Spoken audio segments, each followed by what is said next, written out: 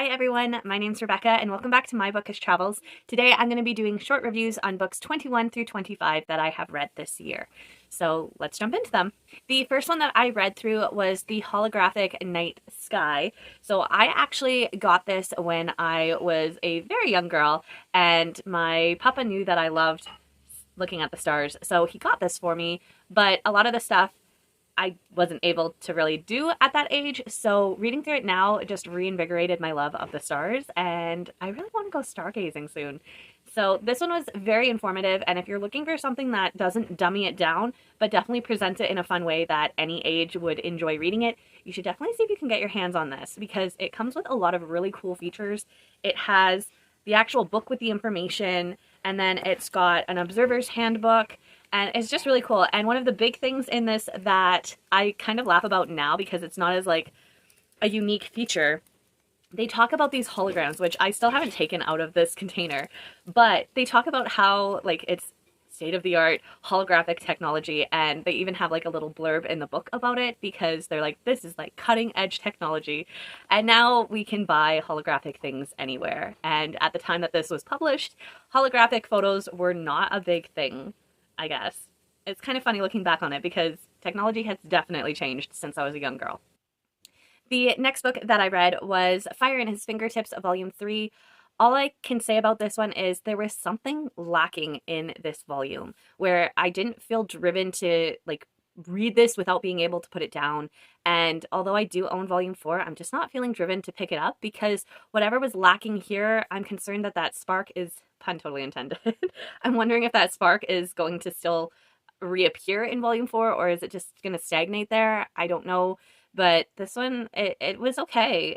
It didn't hit the way that I thought it would for the story. The one I picked up afterwards, though, definitely hit the spot. It complete polar opposite on the globe for this manga, and it is Love in Focus, Volume 1.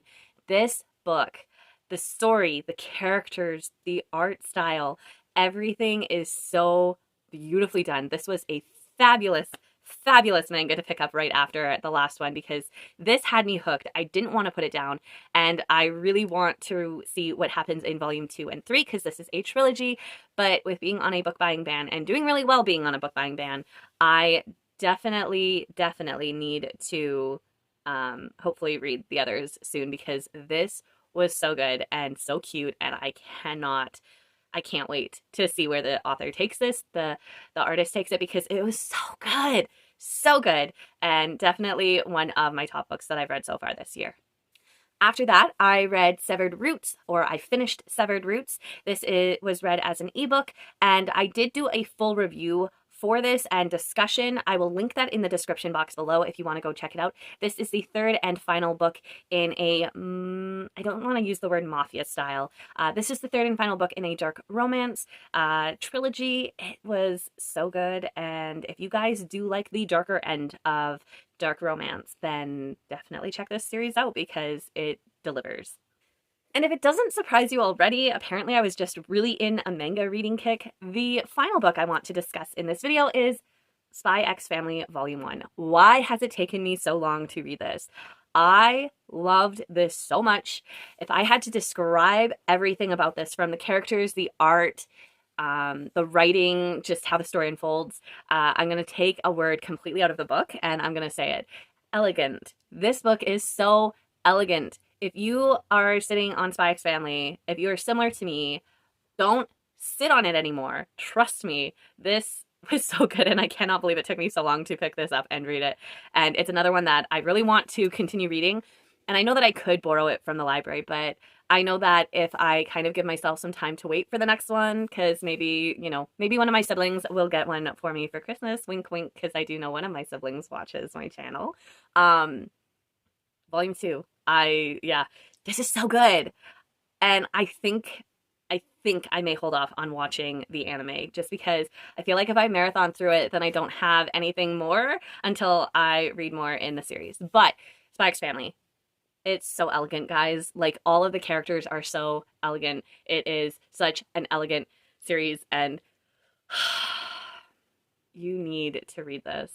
You need to experience this. It is set in kind of an alternate universe, It gives a very like European World War II vibe for certain things, but our main character has to get married and get a kid to have the child enrolled in the school to help his mission succeed. And that's kind of the whole premise, and I loved every minute of this. It did start a little slow for my liking, but again, it also had to kind of build up.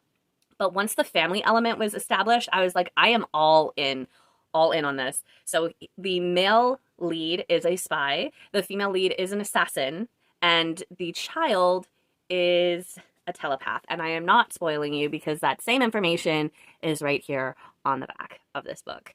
And I think you should check it out if you haven't already. And I'm going to just stop rambling on about this because that's where I'm hitting now. And I'm going to just leave it at that. If you guys are wanting to discuss any of these further, or you have questions, or you've read it and you want to share your thoughts, please do so in the comments down below. And I will talk to you next time. Until then, stay safe, stay well, and I'll see you then. Bye!